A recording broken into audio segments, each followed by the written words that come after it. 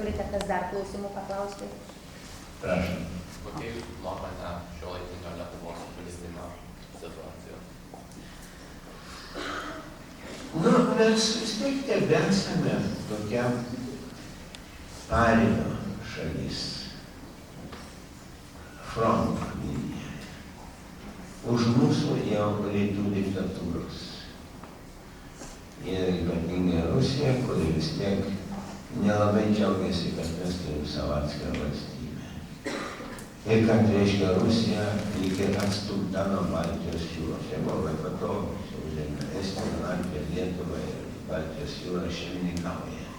O dabar čia jas atsirado ir kliūtų. Ir kad mūsų nebūtų. Tai mes visą laiką turim problemą tokios skverbimas. Ne, kad kariuomenė grėstų. Nors, pavyzdžiui, prieš mėnesį buvo surinkti didžiuliai manevrai prie Lietuvos sienos.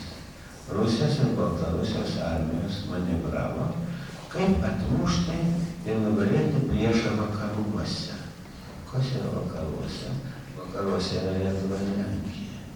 Reiškia, prieš mus darė tokius galingus manevrus kariuomenės, kad kai reikės ją paleist tą kariuomenę, kad tai būtų pamėginta.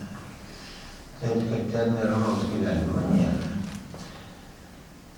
Nu, tokia mūsų politinė padėtis. Mes viena vertus esame Europos Sąjungos nariai, esame NATO nariai, mus turėtų ginti, jeigu kas nors užpultų.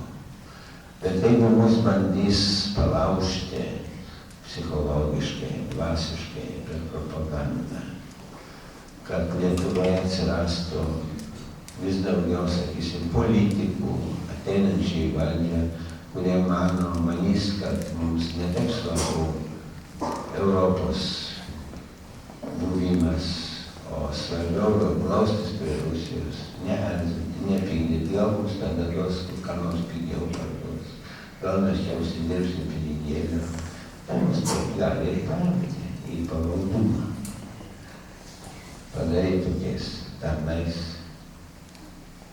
O čia yra pagrindinis išmėginimas ir dar tęsis ne vienus metus.